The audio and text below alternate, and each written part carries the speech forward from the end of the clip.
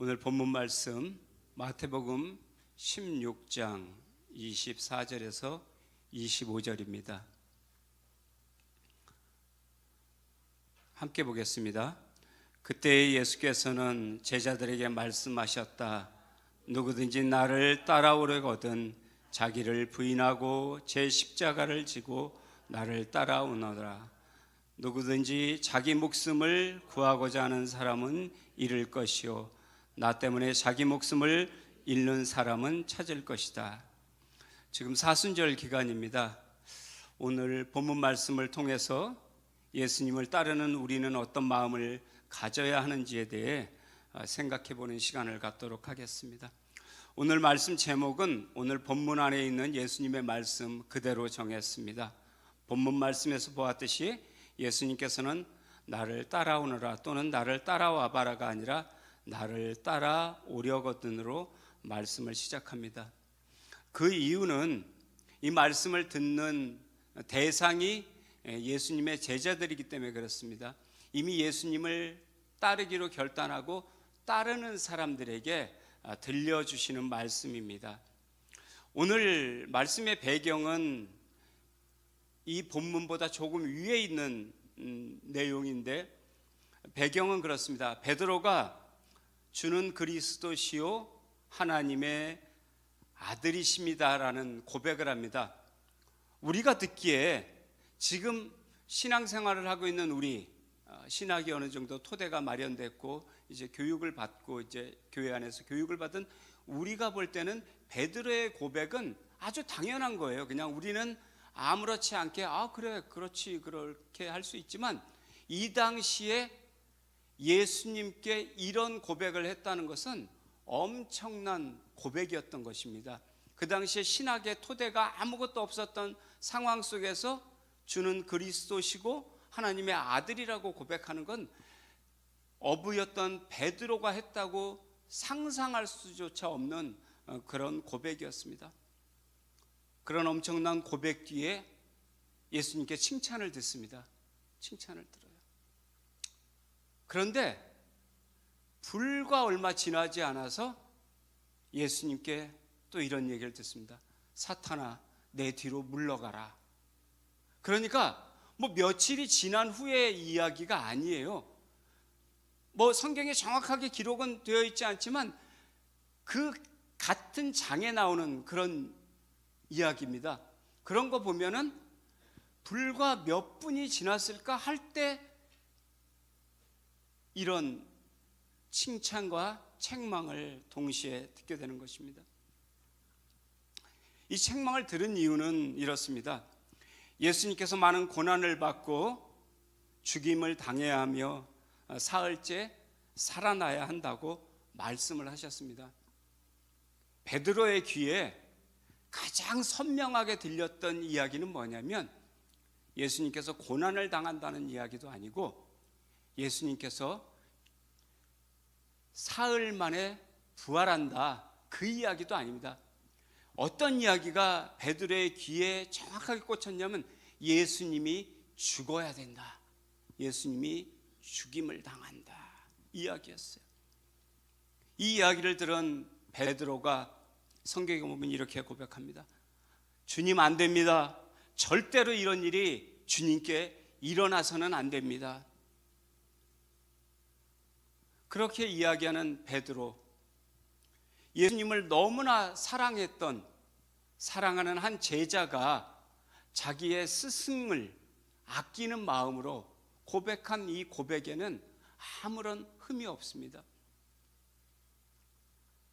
겉으로 표현된 그 베드로의 말을 듣고 누구도 베드로를 비난할 수 없는 그런 고백이었습니다. 왜냐하면 자기와 함께했던 스승이 죽는다는데 스승의 죽음을 말리고 싶은 것이 제자로서 어떻게 보면 당연한 태도가 될 수밖에 없는데 그런 베드로에게 예수님은 그래 네가 나를 사랑하는 마음을 알겠다 이렇게 말씀하신 것이 아니라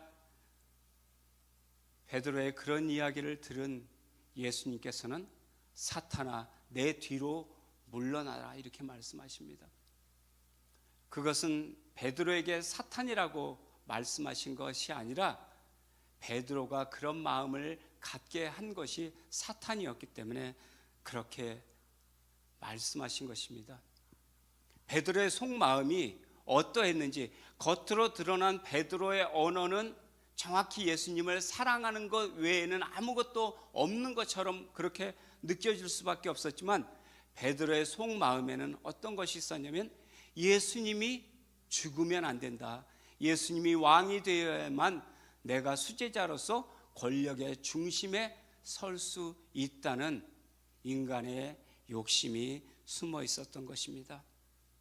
그런 베드로의 행동을 보시고 오늘 본문 말씀을 하신 것입니다. 오늘 본문을 보면 예수님께서는 자기를 포기하라고 하지 않으시고 자기를 부인하라고 하셨습니다. 여러분, 자기 포기와 자기 부인이 어떻게 다른지를 먼저 설명을 드리겠습니다. 그리고 자기 포기가 어려운 건지 자기 부인이 어려운 건지에 대해서 한번 생각해 보겠습니다. 자기 포기는 자신의 감정이나 욕구, 가치관을 방치하거나 외면하는 상태를 말합니다. 보통 두려움이나 낮은 자존감에서 비롯되고 수동적인 태도라고 할 수 있다고 합니다. 반면에 자기 부인은 더 큰 가치나 목적을 위해 자신의 즉각적인 욕망이나 이기심을 의식적으로 절제하는 것으로 나를 버리는 것이 아니라 더 나은 나를 위해 나의 자아를 꺾는 능동적인 태도라고 할 수 있습니다. 너무 설명이 어려웠다면 저도 말씀을 준비하면서 이걸 좀 더 쉽게 설명할 수 있는 어떤 게 없을까, 그리고 되게 고민을 했어요. 고민을 딱 하는데 갑자기 어렸을 때 들었던 그 동화 이야기가 갑자기 생각이 났어요. 그래가지고 이 동화가 좋겠다 그래가지고 제가 AI한테 물어봤습니다. 내가 자기 포기와 자기 부인을 이 이야기와 연결해서 한번 해보려고 그러는데 어떠냐? 왜 그러냐면 저도 자신이 없었어요. 그래서 했더니 제 자랑 같습니다만 탁월한 통찰력이십니다 이러고 AI가 대답을 해주는 거예요. 그래서 제가 용기를 내서 이야기를 하기로 했습니다. 제가 어릴 때 어떤 동화였냐면 금도끼, 은도끼, 여러분들 다 아실 거예요. 요즘 초등학생들이 이 동화를 읽는지 안 읽는지 잘 모르겠습니다. 제가 어릴 땐 어쨌거나 기억에 있어요. 여러분도 뭐 아시겠지만 나무꾼이 산에서 쇠도끼로 나무를 베다가 실수로 그만 물에 빠뜨렸습니다.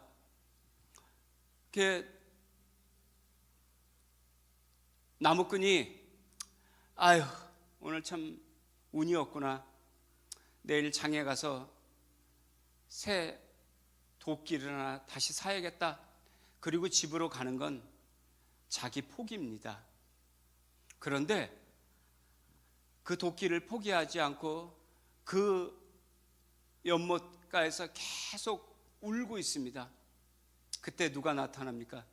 산신령이 나타나서 금도끼를 보여주며 이 도끼가 네 도끼냐 이렇게 이야기하는 겁니다.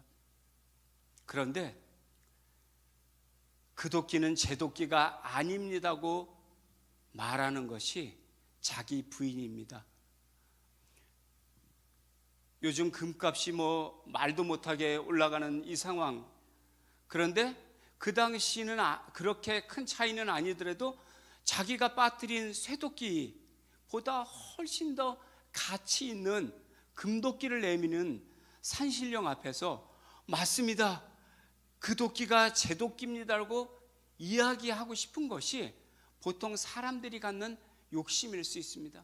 그런데 이 나무꾼은 그 욕심을 내려놓은 것입니다. 그것이 자기 부인입니다. 그리고 나서 은도끼를 보여줘도 그 도끼는 제 도끼가 아닙니다라고 이야기합니다. 그래서 결국에는 나무꾼은 금도끼, 은도끼, 쇠도끼를 다 차지하게 됩니다. 이렇게 자신 안에 있는 욕심, 자신 안에 있는 욕망을 내려놓는 것이 자기 부인입니다.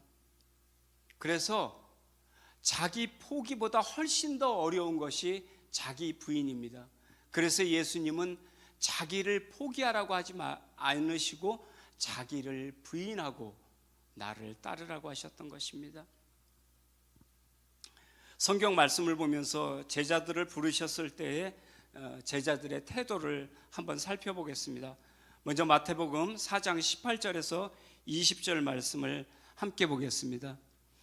예수께서 갈릴리 바닷가를 걸어가시다가 두 형제 베드로라는 시몬과 그의 형제가 아닌 안드레가 그물을 던지고 있는 것을 보셨다. 그들은 어부였다. 예수께서 그들에게 말씀하셨다. 나를 따라오너라. 나는 너희를 사람을 낚는 어부로 삼겠다. 그들은 곧 그물을 버리고 예수를 따라갔다. 제가 버리고를 빨간색으로 이렇게 표시를 했습니다. 어부가 그물을 버리는 것은 엄청난 결단이 필요한 행동입니다. 예수를 따르기 위한 철저한 자기 부인의 표현입니다. 마태복음 4장 21절과 22절 함께 보겠습니다. 시작. 거기에서 조금 더 가시다가 예수께서 다른 두 형제 곧 세베대의 아들 야고보와 그의 형제 동생 요한을 보셨다. 그들은 아버지 세베대와 함께 배에서 그물을 깁고 있었다. 예수께서 그들을 부르셨다. 그들은 곧 배와 자기들의 아버지를 놓아두고 예수를 따라갔다. 어부예요. 그리고 아버지와 같이 일을 합니다. 그런데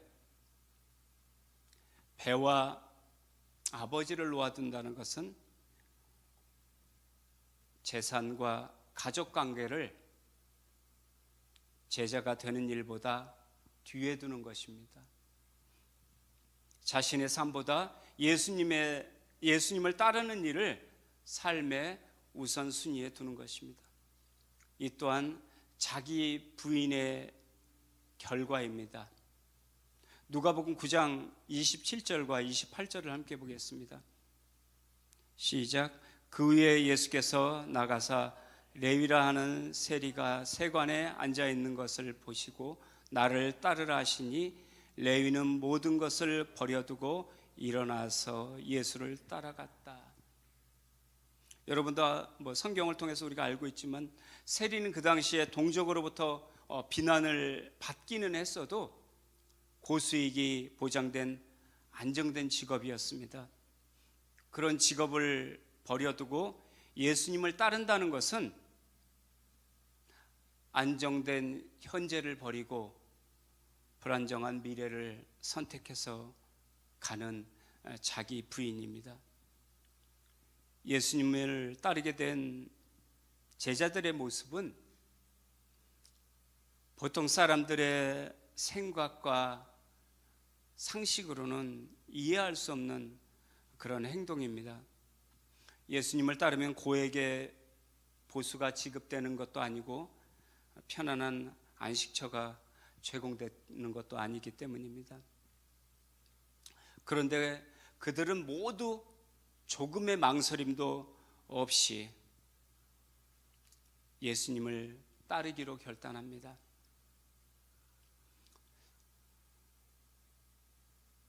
어부를 잘하면 돈을 모을 수 있고 또 아주 편안한 노후는 아니더라도 그럭저럭 살아갈 만한 그런 노후가 보장될 수도 있습니다. 세리도 마찬가지입니다. 그런데 예수님을 따르기로 하면 보장되는 것이 아무것도 없습니다.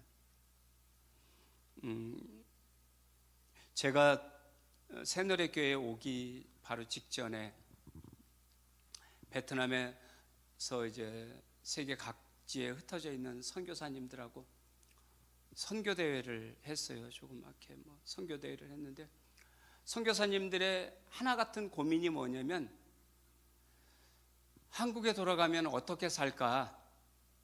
한국에 많은 재산을 모아놓고 떠난 것도 아니고 있는 재산 가지고 타국에 가서 선교하다가 한국으로 돌아가면 집을 사는 건 둘째치고 전세 얻을 돈도 없고 선교사 하다가 직업을 변변하게 다른 직업을 가질 수도 없고 그런저런 고민들이 다 공통된 고민이었어요. 그래서 제가 그랬습니다. 선교사님들, 저도 그때는 이제 회사를 이제 정년 퇴직을 앞두고 이제 회사를 그만두기로 이제 결정을 했었던 때인가 그래요. 저도 노후가 불확실한 그런 상황인 거죠. 선교사는 아니었지만 회사에서 사목으로 있다가 어디 60 넘어서 다른 데 갈 수도 없는 거고 막막한 그런 마음. 그래서 제가 그랬습니다. 우리가 노후는 보장되지 않아도 사후는 보장된 사람들 아니냐고. 그랬더니 거기 계신 선교사님들이 맞다고 그렇게 하시면서 제 그 농담 같은, 어떻게 보면 진담이죠. 농담 같은 진담에 위안을 받았어요. 오늘 제자들의 삶이 그렇습니다. 노후는 보장되지 않은 거예요, 사실은. 근데 제자들이 예수님의 말씀만 따르면 사후가 보장되는, 우리 모두는 이 표현이 어떨는지 모르는데 노후에 목숨 걸고 사는 사람들입니까? 사후에 목숨을 건다. 좀 표현이 이상하긴 한데 우리는 사후에 다 목숨 걸고 사는 사람들 아닙니까? 그렇지 않습니까? 그래서 오늘 제자들의 모든 그런 결단은 노후보다는 사후가, 노후는 불과 몇 년 안 되잖아요. 사후는 몇 년입니까? 몇 년이 아니죠. 그냥 영원한 거니까 어느 쪽에 투자하느냐. 제가 말씀 안 드려도 답은 정해진 겁니다. 오늘 예수님을 따르기로 이미 결단하고 예수님을 따르고 있는 제자들에게 왜 오늘 이 말씀을 하셨냐면, 나를 따르려거든 너희가 이렇게 해야 된다. 너희가 이렇게 해야 된다. 왜 이렇게 말씀하시냐면, 오늘 본문은 베드로 때문에 말씀하시게 된 거지만 베드로, 안드레, 요한도 다 예수님이 왕이 되고 그러면 자신들이 권력의 중심에서 한번 큰 소리 치면서 살아보고 싶은 그런 욕심을 가지고 있었기 때문에 오늘 예수님이 이런 말씀을 하신 것입니다. 그러니까 예수님을 따르기로 결단했던 그 마음이 계속 지속되는 것이 아니라 희미해져 버리고 자신의 욕심이 더 커졌기 때문에 예수님이 너희가 나를 따르려면 이렇게 해야 한다, 이런 말씀을 하신 것입니다. 그런데 그렇게 따르기로 했던 제자들이 있는가 하면 처음부터 예수님을 따르지 못한 그런 사람도 있습니다. 마태복음 19장 16절부터 22절을 번갈아 읽겠습니다. 제가 16절 먼저 읽겠습니다. 그런데 한 사람이 예수께 다가와서 물었다. 선생님, 내가 영원한 생명을 얻으려면 무슨 선한 일을 해야 합니까? 예수께서 그에게 말씀하셨다. 어찌하여 너는 나에게 선한 일을 묻느냐? 선한 분은 한 분이다. 내가 생명에 들어가기를 원하면 계명들을 지켜라. 그가 예수께 물었다. 어느 계명들을 지켜야 합니까? 예수께서 대답하셨다. 살인하지 말아라, 간음하지 말아라, 도둑질하지 말아라, 거짓 증언을 하지 말아라, 아버지와 어머니를 공경하여라, 그리고 내 이웃을 내 몸과 같이 사랑하여라. 그 젊은이가 예수께 말하였다.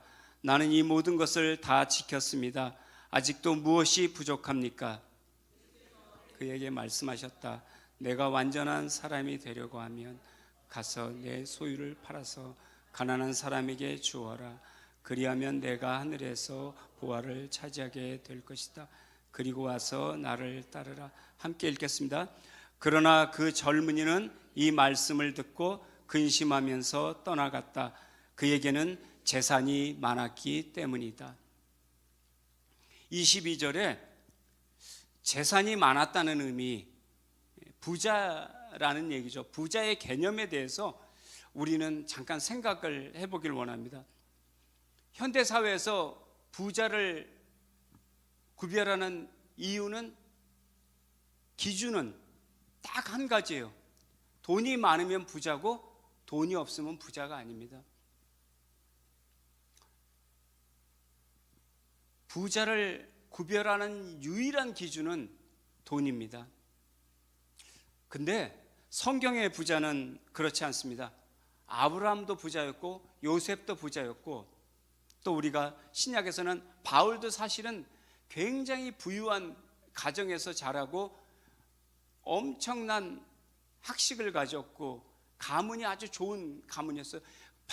바울은 스스로 자기가 낮은 곳으로 임하고자 자신의 그 부유한 모든 것을 버리고 가난한 길을 선택했을 뿐이지 바울은 엄청난 부자였습니다. 그런데 그들이 부자였다는 사실에 성경은 부정적이지 않습니다. 그 이유는 이렇습니다. 100만 원을 가졌어도 자기 자신밖에, 자신만을 위해서 쓰려고 하는 사람은 성경이 말하는 부정적인 부자입니다. 그런데 100억을 가졌어도 다른 이들과 나누기를 즐거워하고 복음을 위해 쓰는 것을 기뻐하면 그는 성경이 말하는 부정적인 측면에서의 부자가 아닙니다. 그러니까 세상이 바라보는 부자와 성경이 바라보는 부자는 다릅니다. 성경은 좋은 부자와 나쁜 부자를 분명하게 구분합니다. 22절의 끝부분을 재산이라는 단어를 욕심으로 바꾸어서 함께 읽겠습니다. 재산이라는 단어를 욕심으로 바꾸어서 시작. 그러나 그 젊은이는 이 말씀을 듣고 근심하면서 떠나갔다. 그에게는 욕심이 많았기 때문이다. 성경은 그냥 그가 재산이 많았기 때문에 근심하며 돌아갔다고 그러지만, 사실 그를 가로막고 있는 것, 그가 예수님을 따르기로 결정하지 못하게 한 것은 많은 재산이 아니라 그 재산을 사랑하는 그의 마음, 그의 욕심 때문이었습니다. 예수님께서 말씀하시는 자기 부인의 삶이 자신의 욕심 때문에 불가능했던 것입니다. 우리가 첫 번째는 자기를 부인하는 삶에 대해서 생각을 해봤고, 두 번째로 우리가 함께 생각해 볼 말씀, 자기 십자가를 지는 것은 어떤 의미인지에 대해서 한번 생각을 해보겠습니다. 우리는 차에 십자가를 걸어두고 목걸이를 십자가로 착용하기도 하고, 여러 가지 형태로 십자가를 가까이 하며 예수를 믿는 사람의 상징으로든지, 어떤 사람들은 그냥 액세서리로 무거운 마음 없이 지니고 살아갑니다. 그런데 지금 우리가 생각하는 십자가, 우리가 막연히 생각하는 십자가와 예수님 당시의 십자가의 의미는 엄청난 차이가 있습니다. 자기 십자가를 진다는 말의 의미는 십자가의 선고를 받은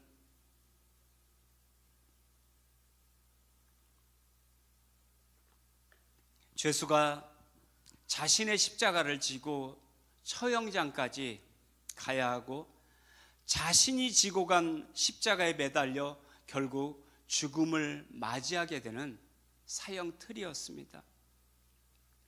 십자가는 그 당시에는 예수님의 죽음과 부활을 상징하는 그런 의미가 아니었습니다.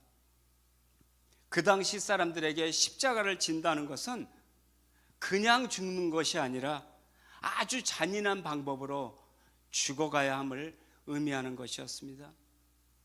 아이들이 나뭇가지를 꺾어서 십자가를 만들어 놓고 놀고 있으면 아이의 엄마가 왜 그런 걸 만들었냐고 당장 버리라고 그렇게 말했을 것입니다.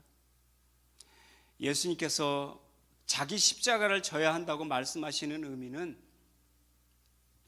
우리가 그저 신앙생활하면서 단순하게 어떤 고난이나 시험을 잘 견디면서 살아야 된다, 그런 의미로 말씀하시는 것이 아닙니다. 나를 따르려면 너는 죽음을 각오해야 한다 정도가 아니라, 나를 따르려면 너는 나와 함께 죽어야 한다, 이렇게 말씀한 것입니다.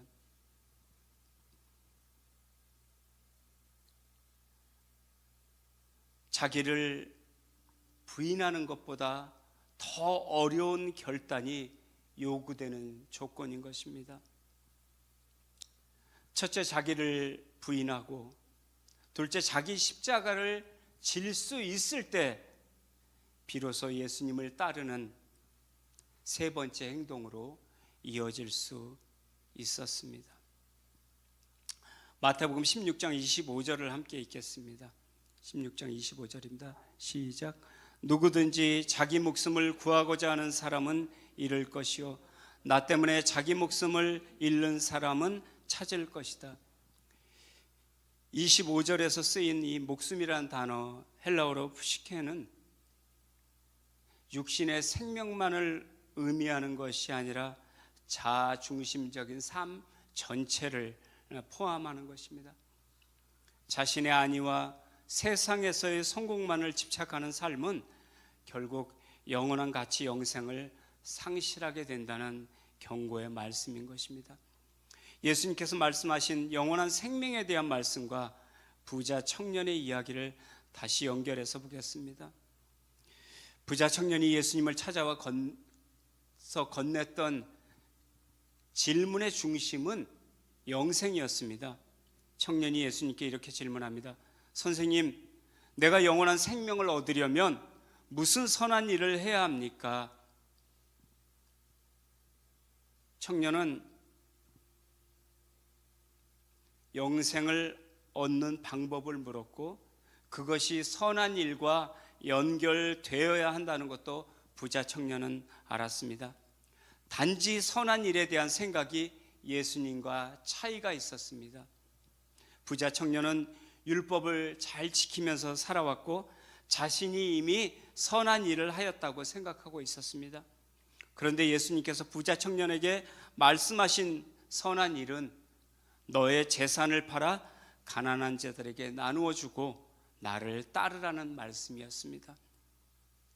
부자 청년이 이 말씀을 듣고 근심하며 돌아간 이유는 영생보다 자신이 가진 재물이 더 소중하게 생각되었기 때문입니다.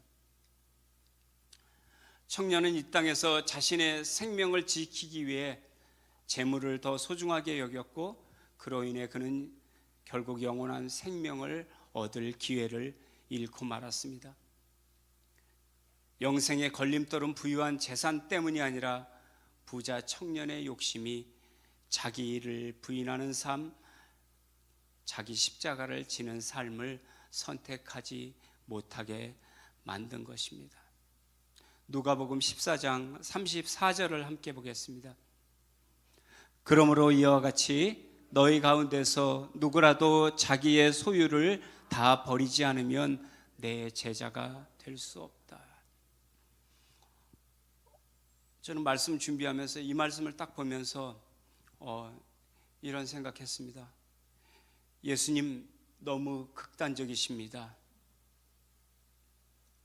예수님이 제 앞에서 이렇게 말씀하시면 예수님 좀 뭔가 합의를 하시죠. 뭔가 절충을 해야 되지 않겠습니까? 다 버리라는 건 좀 너무하신 거 아닙니까? 이렇게 극단적이시라고 말씀드리고 싶었어요. 그런데 말씀을 준비하면서 쭉 묵상을 해보니까 이 말씀의 의미는 내일 먹을 양식도 없이 누울 자리도 없이 그렇게 모든 것을 다 버리라는 의미가 아니었습니다. 소유를 욕심으로 바꾸어도 결코 틀린 말씀이 아닙니다.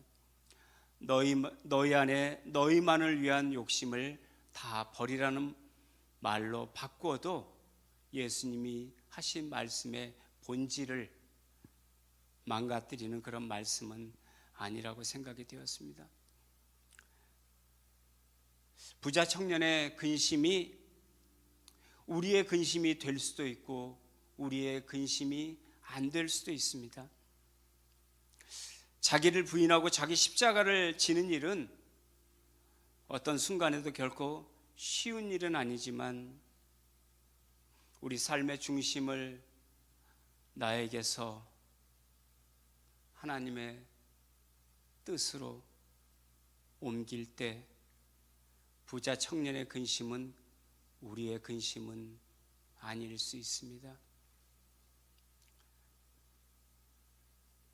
그런 일들이 믿음 안에서 가능하기 때문에 예수님께서 우리에게 이렇게 말씀하신 것입니다. 예수님을 따르라는 헬라어 단어 아코르레오는 현재형입니다. 진행적 현재형 명령으로 예수님을 따르는 행위가 그 당시 그 제자들에게 하셨던 말씀이 아니라 오늘을 살고 있는 우리들에게 동일하게 말씀하고 계시다는 것입니다. 오늘 본문의 모든 동사 형태는 명령형입니다. 자기를 부인하라는 말도 명령형이고 제 십자가를 지라는 말도 명령이고 나를 따르라는 말도 명령형입니다. 명령형은 해도 되고 안 해도 되는 것이 아니라 꼭 해야 되는 일입니다. 예수님을 따르는 일은 예수를 믿는 것으로 완성되는 것이 아니라 예수를 잘 믿어야 완성할 수 있는 그런 일입니다. 오늘 내 신앙에 만족하지 않고 어떻게 진짜 예수님의 제자로 살아갈 수 있을지를 늘 스스로에게 묻고 또 다짐하고 또 무너지고 또 다짐하고 또 다시 일어나고 그렇게 부단히 노력할 때 우리가 조금씩 완성해 갈 수 있는 일입니다. 그리고 우리의 힘으로 도무지 할 수 없어서 하나님의 인도하심을 구할 수밖에 없는 그런 삶을 우리가 살아가야 합니다. 사순절 기간입니다. 우리가 그리스도의 진정한 제자가 되는 길이 어떤 길인지, 그리고 우리가 무엇을 우리의 중심에 두고 살아야 하는지를 고민하면서 그리스도의 제자가 되기 위해서 몸부림치는 저와 여러분 되시기를 소망합니다.